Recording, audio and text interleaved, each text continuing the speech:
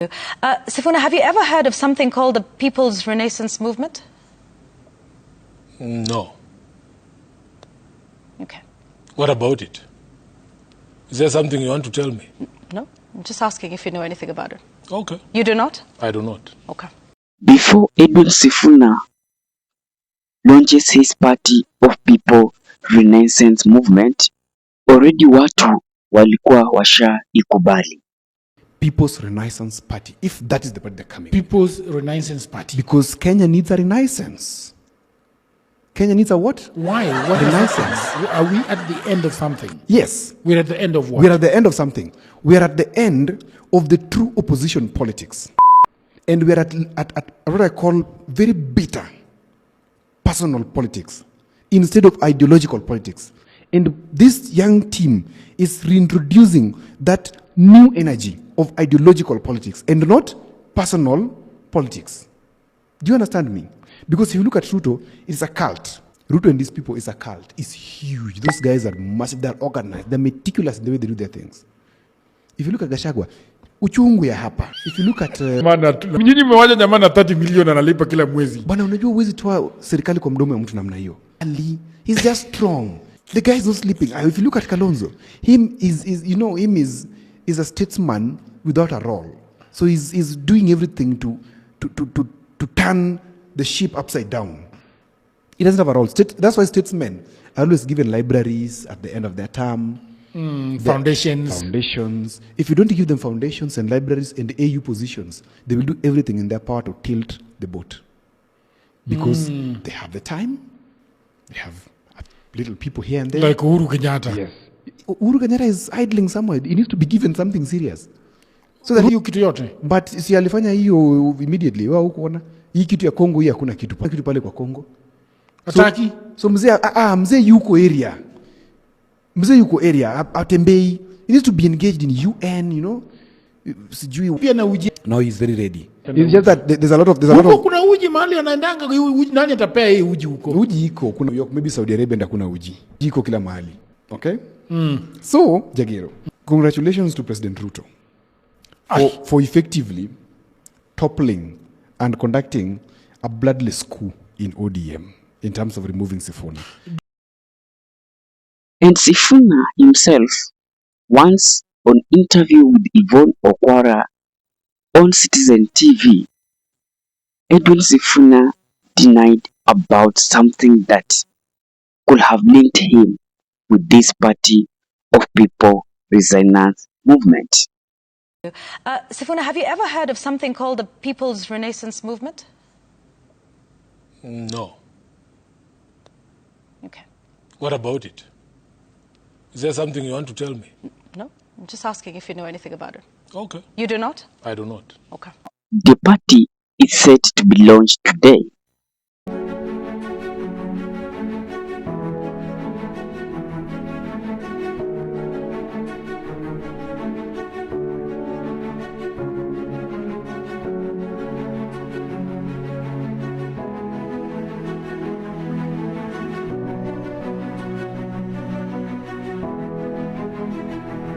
And guys, in this video, let's try to look at the implication of this new party to the Kenyans' politics. I tend to think that this party, though the name itself, it's not a name that is memorable. So for them, I tend to think that it could be difficult to sell this party kule mashinani. Kuambia mtu our party is People Renaissance Movement. You know, some people even could not be in position to pronounce this name, Renaissance Movement. But now, the party has already been launched. And what was the genesis of formation of this party? Immediately, the faction of ODM walitoka, they began the movement of Linda Mwananchi movement. And if you have been following Caleb Amisi, in every his tweet hapo chini alikuwa anasema this country needs a renaissance. This country needs a renaissance, meaning that these people are directly linked to the Party of the People Renaissance movement. And in politics, nothing just happened out of mere coincidence. Sifuna is now getting out to be more strong than the ODM party. And where I sit, guys, as I told you, let's now look at interpretation of this one. Sifuna wants to tell the ODM party that I was strong, or rather, I was more than the Secretary General of the party. Ni nyinyi tu ndio mlikuwa mnanifinyilia kwa hicho kiti chenyu cha Secretary General. Now that after they were kicked him, people thought that Sifuna will lose, or rather Sifuna will be politically irrelevant kabisa. Little did they know that Sifuna was now rebranding himself to be a very dangerous creature in future. Now, let's look at the party position. What might take that position and who could take that position? Na hii position itapewa nani before we turn to its political implication. The party leader of this people resistance movement automatically is Edwin Sifuna. Then we have something that we normally call the Secretary General of the party. Among the people in opposition, whom nani anawezana with this position of Secretary General of the party? I tend to give it to Karoli Omonti. Karoli Omonti can actually be effectively the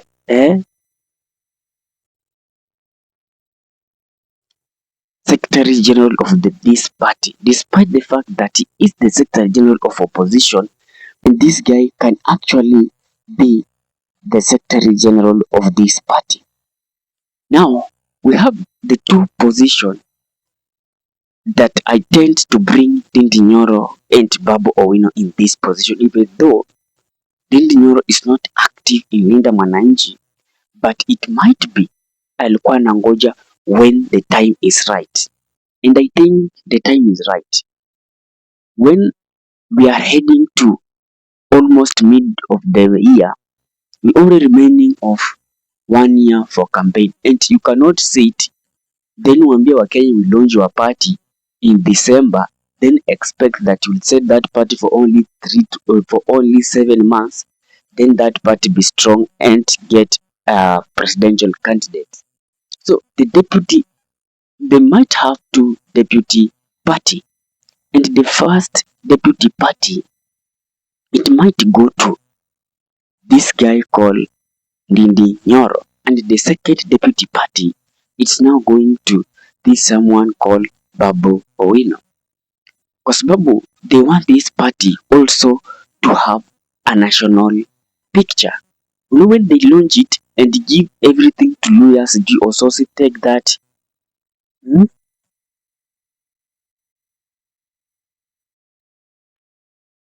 sijui Caleb Amisi take that, this party will be termed as a tribal.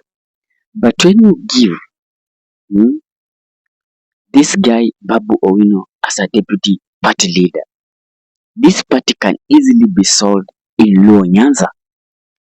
And we come now, you give the so-called Ndindi Nyoro a position in this party. It will be easy for this party again to be solved in the mountain. So that is the four main people that will be now be the engine of this party, including Ososi. Ososi might also be the third deputy party of this position, despite the fact that Ososi has been kicked out in ODM party.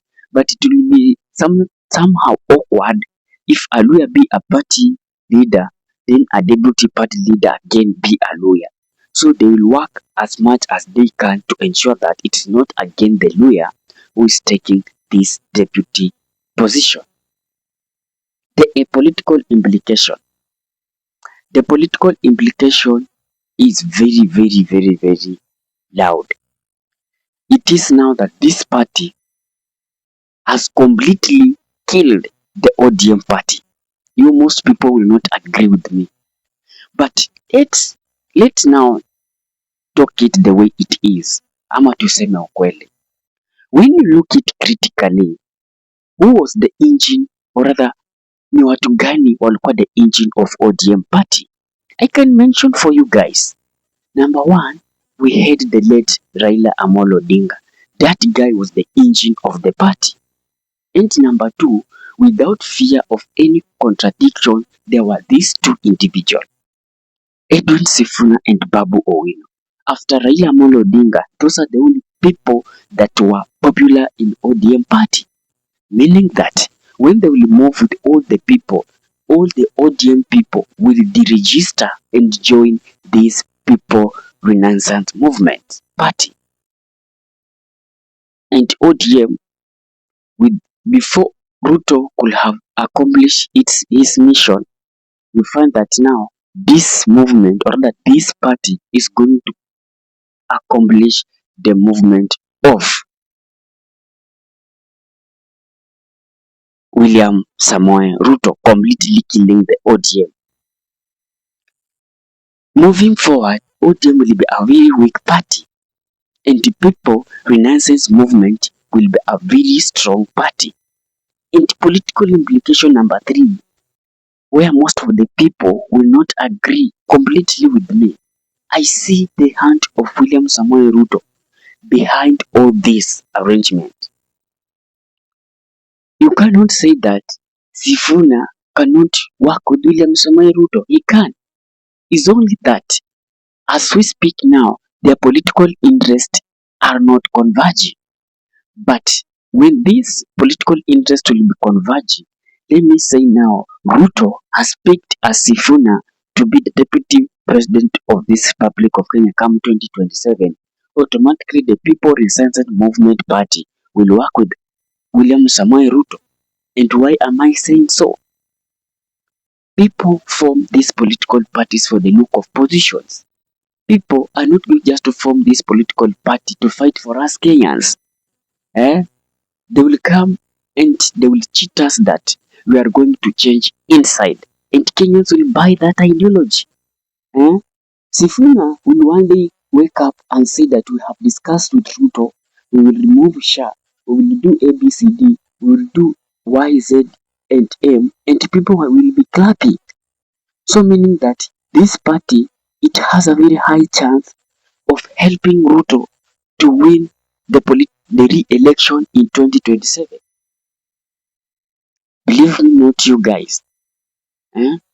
Kwa sababu, okay, you would say that we are joining opposition, but it will reach at times that now Ruto also will have now to handwich these people. How will he handwich these people? He will talk to Sifuna. He will send people. He will give him offer.